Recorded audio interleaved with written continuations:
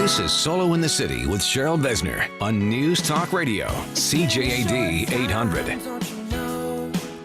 Welcome back to Solo in the City. I'm sitting here with my good friend Brigitte Bédard, who's been my wingman all weekend at Grand Prix, and as well Isabelle Tremblay, race car driver and woman of many talents. And by the way, people can contact you, Isabelle, through Is a Racing Team, right? Yes, on site? Twitter and Instagram. Yeah, so check her out there.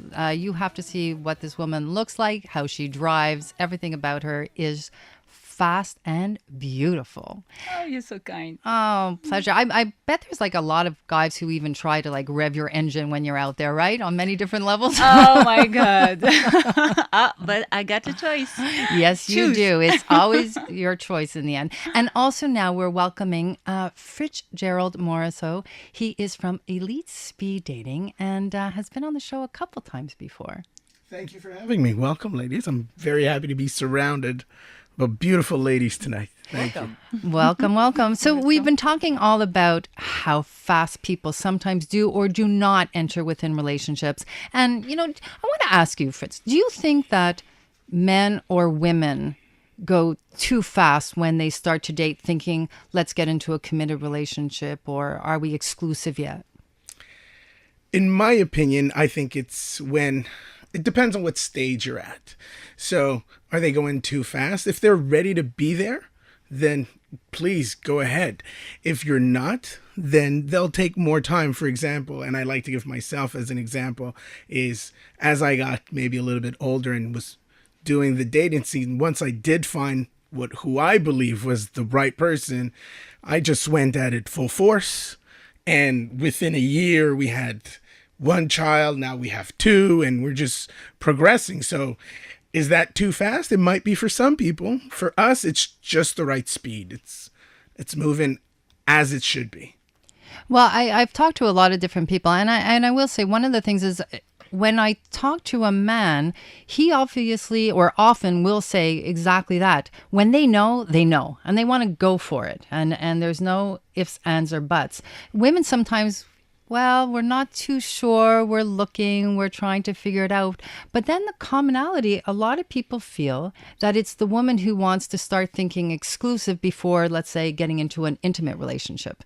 You know, if they're interested, everybody, by the way, out there, everybody here is right now shaking their heads going, yes, yes, yes. That seems to be the overall thing going on in the studio. So and that's kind of what you were saying, Brigitte, right? Well, those stereotypes, I guess, you know, they still prevail, you know.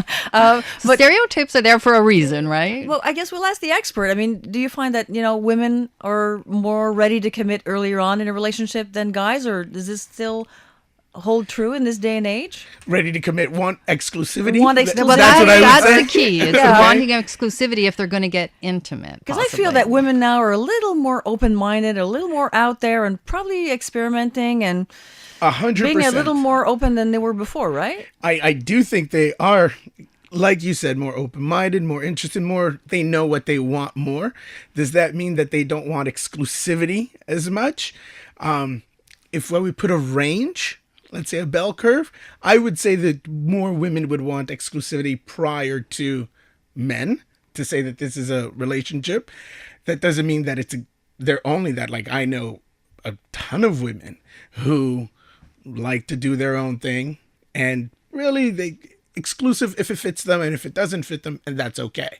They know what they want. They're out searching just like a man, and that's more than okay. But it's also doing their own thing while they want to just have fun and go out there and experiment. But when they meet somebody that they want or are interested in, I think it often is a woman. I mean, well, the statistics are out there, right, Fritz? Yes. I mean, we know. What do you think, Isabelle? Like, do you think, you know, from your friends and being out there, do you have any feelings on that? I'm conservateur.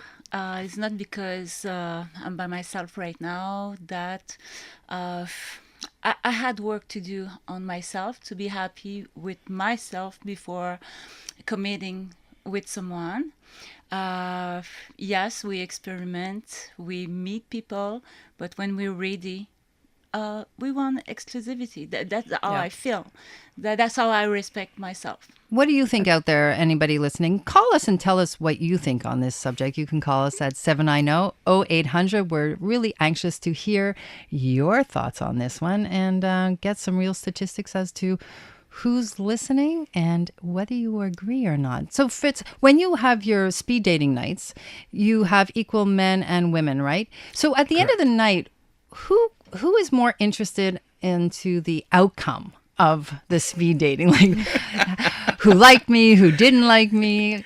Well, I can tell you that at the end of the evening, the men are more interested in who liked me, who didn't like me to plan the second date. And the ladies are more interested into the comments, the feedback that they would get from the date. Like, how did I portray myself? Why did someone like me or why they didn't like me, as opposed to who it was. And are they open to the critiquing and the criticisms, positive or negative? More the ladies than the men. If we're talking about statistics, we give the option of, do you want only the positive feedback or all of your feedback? And generally, more women will want all of the feedback as compared to men. They're able to take in more of the criticism than the guys for some reason. Isabelle, you are a race car driver. Do you think you would ever be able to go out and do a speed dating event? I'm learning a lot of things tonight. Very interesting. But you know what? I'm here tonight, so I can go there another night too. You know, it's a very interesting dynamic, actually, if you've never tried it. To explain it very quickly is that you put a group of people together, men and women, and you face off, and I believe it's usually every 7 minutes. Every 5 to 7 minutes. Every 5 to 7 minutes, you change tables and you go to the next one. But interesting, you in your company, you have the women change. That's correct. Right? Instead of the men, and there's a philosophy to that. Why don't you share that with us? The reason is very simple, is that you get a higher rate of matches when the women move around as compared to the men.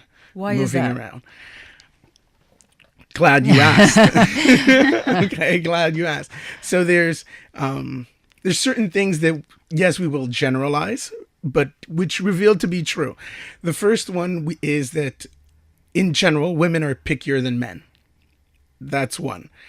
So by just switching that role of the receiver and the approacher, and you put the person that is less picky as a receiver, the chances are that the person that is coming to quote unquote sell themselves at that point there's a higher possibility of them taking yes instead of no. Traditionally, it would be the woman sitting down and she has the choice of seeing the man come in, yes or no. And because she is pickier, the chances are of having a no are a lot higher, as opposed to when the man is sitting down, that chance is lower. So that's reverse psychology there. Exactly. It Exactly. works. So what would you do? Isabelle, you're sitting in a room. Would you ever get up and walk over to a man that you see across the room and sit down and start chatting with him? Or do you wait for him to approach you? I'm more likely waiting. You're more There likely is a waiting. look. There is that instinct also. You open the door, so usually they come close by me. And what about you, Brigitte? I actually know the answer on this one. Yeah. Well, I won't say it's a technique, but it's something that seems to always have worked in many, many relationships that I've had. It's just, you see somebody interesting and I just give him a look and it kind of, I don't want it to sound arrogant, but it kind of gives him permission to say, yeah, come over. But I would not feel comfortable going over and saying, hey, how you doing? I find you look interesting, whatever. But I'm kind of giving him the option of saying, yes, come and chat and say something witty or buy me a drink or do something goofy and get my attention. But there's a signal.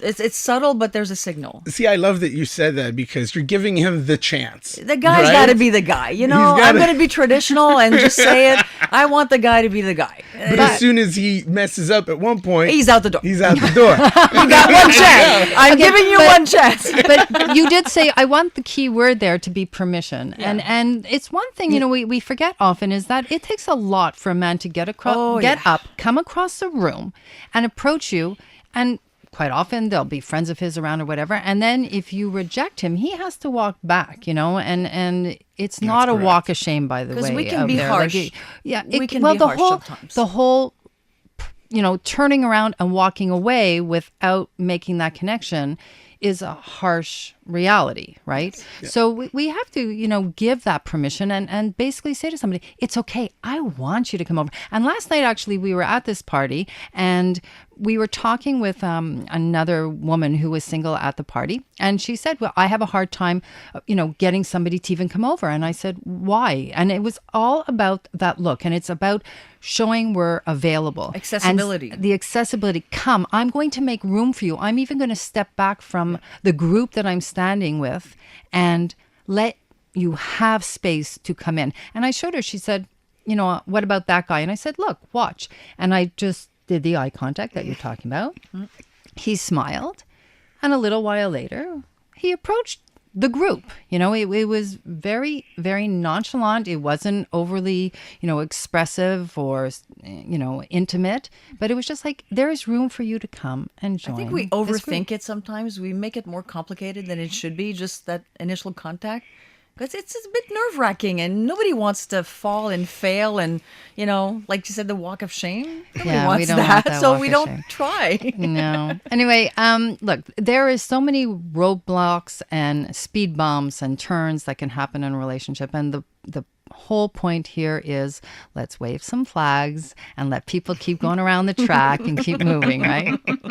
Anyway, Fritz, thank you so much. Elite Speed Dating founder and president. And there's going to be a bunch of events actually we're going to talk about later on in the show that people can attend. And they can find you at elitespeeddating.com, correct? That's correct. Thank you And very much. Isabelle, thank you so much for joining us. We will look forward to next year seeing you on the track at Grand Prix. My pleasure. Thank you so much.